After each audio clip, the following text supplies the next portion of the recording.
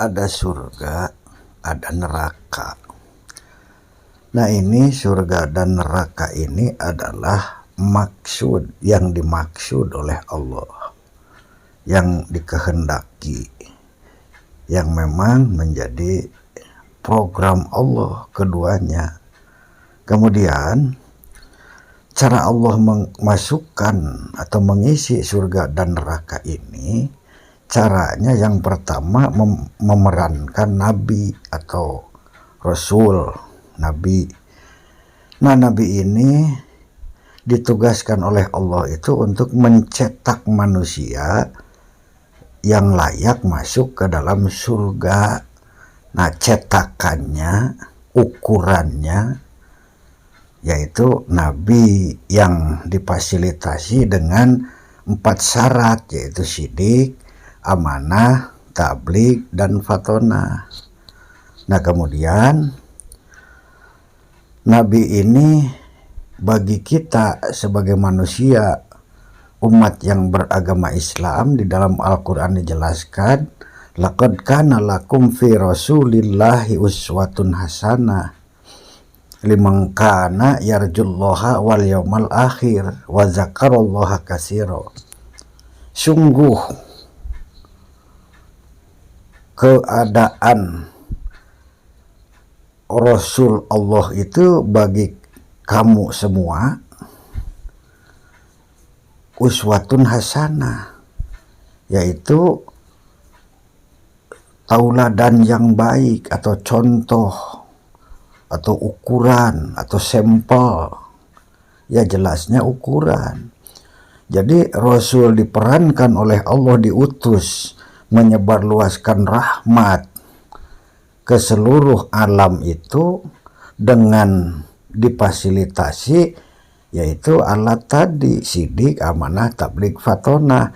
Nah, ini alat ini yang dibawa oleh Rasul itu sebagai ukuran, sebagai standar kelayakan untuk mengukur seluruh umat manusia yang ada di dunia ini, siapa yang layak masuk ke dalam surga.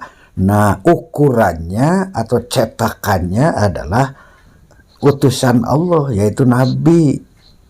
Makanya nabi itu wajib syidik, wajib amanah, wajib tabligh, wajib fatonah. Yang tentunya nabi itu sebagai pelaksana, melaksanakan apa yang diprogramkan oleh Allah, yaitu menjalankan cetakan tadi. Nah, ini cetakan tadi jadi contoh, jadi ukuran bagi kita sebagai umat, sebagai umatnya. Jadi jika kita ingin mendapat rahmat atau ingin masuk surga, itu syarat-syaratnya itu harus sesuai dengan ukurannya tadi. Jadi nabi diutus itu sebagai ukuran, sebagai standar kelayakan untuk mengukur siapa manusia di dunia ini yang layak masuk surga. Siapa saja yang mengikuti, yang taat kepada Allah dan Rasul. Nah, yang mana yang taat kepada Allah dan Rasul itu? Yang taat kepada Allah dan Rasul itu adalah orang-orang yang menjalankan syidik, amanah, tabligh, dan fatonah. Nah, baru bisa dikatakan manusia yang demikian manusia yang berakhlak mulia, yaitu yang disebut akhlakul karimah. Nah, ini cara Allah Subhanahu wa ta'ala untuk memasukkan manusia ke dalam surga. Jadi melalui utusannya, melalui sistemnya yang dibawa oleh Rasul, oleh Nabi. Nah, sedangkan di balik surga kan Allah menciptakan juga, menghendaki juga menciptakan neraka. Ini neraka ada, ini maksud Allah, keinginan Allah. Buat apa? Ya sama, neraka juga diprogramkan. Bahkan program Allah Subhanahu wa ta'ala untuk neraka ini adalah paling diprioritaskan, paling diutamakan. Coba aja kita kaji di dalam Al-Quran. Apabila kami menghendaki, walau syi'na la'atainahu kulla nafsin hudaha, walakin apabila kami menghendaki, bisa saja tiap manusia kami tunjukkan ke dalam petunjuk ini, artinya ke dalam surga. Jika kami bermaksud, bisa saja manusia itu masuk surga semuanya. Walakin haqqal qawlu minni la'amla'anna jahannama minal jinnati wan nasi ajma'in. Itu kan firman Allah. Tapi karena lisanku yang telah tertulis dalam kitab yang hak, bahwa sesungguhnya kami akan mengisi neraka oleh jin dan manusia seluruhnya, sepenuhnya. Nah ini, jadi lalu bagaimana cara Allah Ta'ala memasukkan manusia ke dalam neraka? Ini juga tidak langsung. Nah di sini Allah membentuk atau membuat atau mencetak atau menciptakan yang disebut setan tadi. Nah setan dicetak oleh Allah ini sebagai ukuran, sebagai standar kelayakan untuk mengukur manusia di dunia ini, siapa yang layak masuk ke dalam neraka. Nah ini setan cetakannya, dengan fasilitasnya yang difasilitaskan oleh Allah kepada setan itu, yaitu kizib, khianat, kitman, biladah. Nah ini cetakan, ini standar kelayakan. Jadi masing-masing masuk surga ada standar kelayakannya, masuk neraka juga ada standar kelayakannya. Masuk surga standar kelayakannya ya tadi sidik, amanah, tabligh, fatonah. Masuk neraka standar kelayakannya ya ini yang difasilitaskan kepada setan, yang disebarluaskan oleh setan ke seluruh alam. Ya kadang-kadang kan kita sebagai manusia ini sebagai objek, ada pilihan, karena kita sebagai manusia yang dimuliakan dengan dianugerahinya ilmu dan akal yang fungsinya untuk menentukan sikap dan pilihan. Jadi kita ini akan mengukur diri kita ini dengan ukuran yang mana, karena ukuran dari Allah itu ada dua. Ada ukuran untuk mengukur layaknya masuk surga, ada standar kelayakan untuk mengukur layaknya masuk neraka. Nah ini faktanya, sidik, amanah, tabligh, fatonah ini standar kelayakan untuk masuk surga. Kizib, khianat, kitman, biladah ini standar kelayakan untuk mengukur kelayakan manusia masuk neraka. Nah tinggal kita introspeksi. Jadi kita ini sebagai hamba, sebagai manusia yang penuh dengan kekurangan, dengan kelemahan, yang cenderung kepada kejelekan, yang cenderung kepada kedustaan, yang cenderung kepada perbuatan jelek. Kecenderungan kita sebagai manusia ini. Nah kita ini mau mencetak diri kita ini disesuaikan dengan standar kelayakan yang mana, sedangkan Allah telah membebaskan, silahkan. Faman sa'a falyu'min wa man sa'a falyakfur. Mau masuk surga silahkan, mau masuk neraka juga silahkan. Mau iman silahkan, mau kufur silahkan, ya kan artinya silahkan mau pilih mana. Nah sedangkan masing-masing ada standar kelayakannya. Nah tinggal kita mengetuk hati kita yang paling dasar ini. Sesungguhnya kita ini sebagai hamba yang lemah, yang tidak bisa apa-apa, yang tidak tahu apa-apa, yang tidak punya apa-apa, yang tidak akan lepas dari genggaman yang disebut kudrat dan irodatnya Allah. Sedangkan dalam diri kita ada kemuliaan, yaitu akal, dan agama juga diturunkan oleh Allah adalah ad-dinu wal aklu, agama itu bagi orang yang berakal sehat. La dinu liman la akla lahu, tidak berlaku agama bagi orang yang tidak berakal. Berarti akal ini harus berpikir, harus digunakan.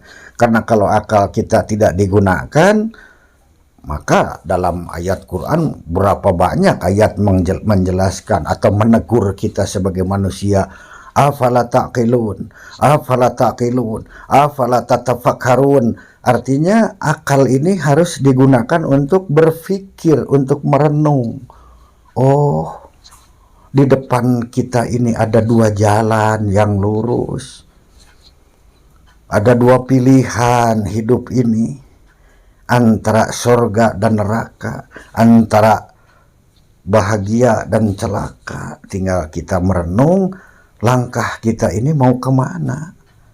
Apabila kita memilih jalan keimanan, keislaman, kesolehan, yaitu syidik, amanah, tabligh, fatonah, maka kita ini insya Allah bisa masuk ke dalam surganya Allah Subhanahu wa ta'ala.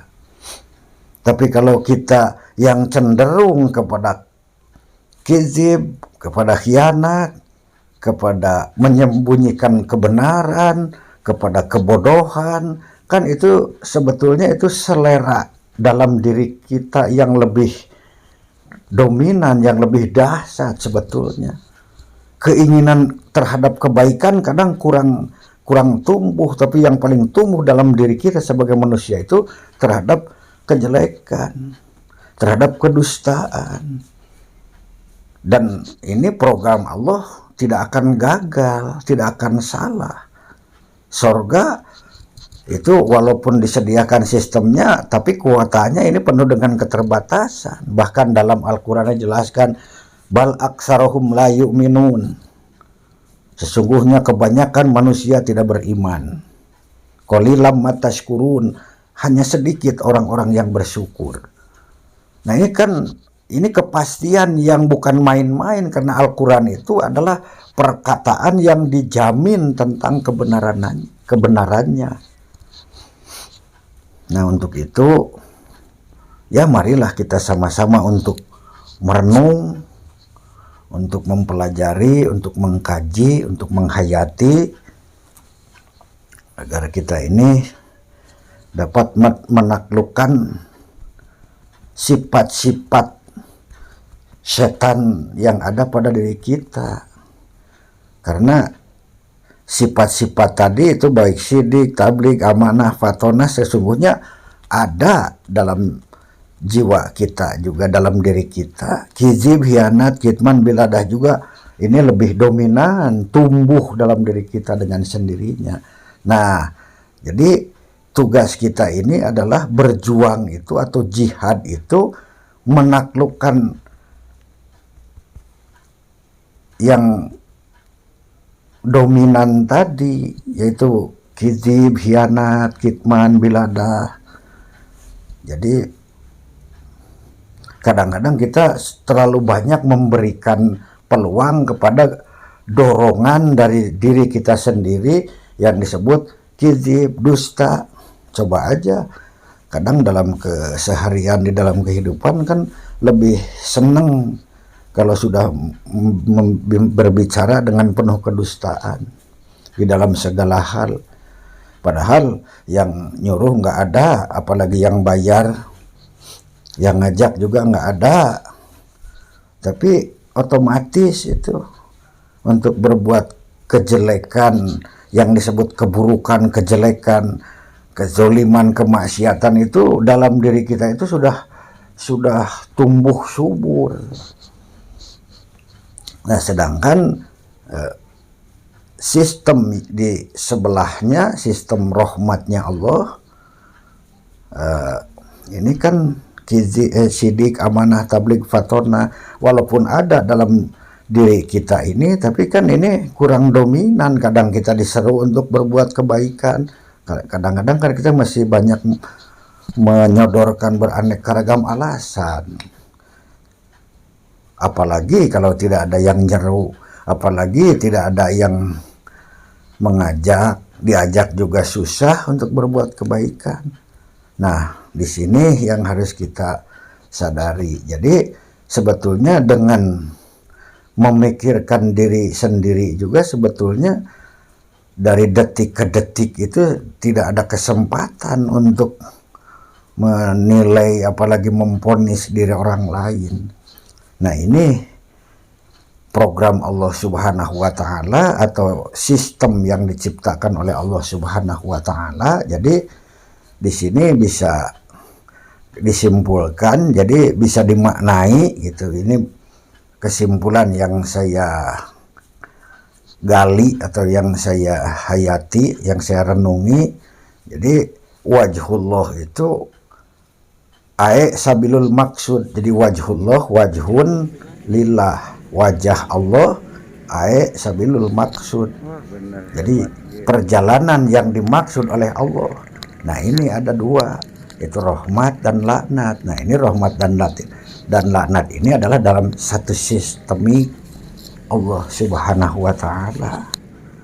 Jadi saya katakan, makanya bumi, langit dan seluruh isinya ini adalah sebagai wujud, sebagai bukti, sebagai fakta daripada kebesaran Allah Subhanahu wa taala.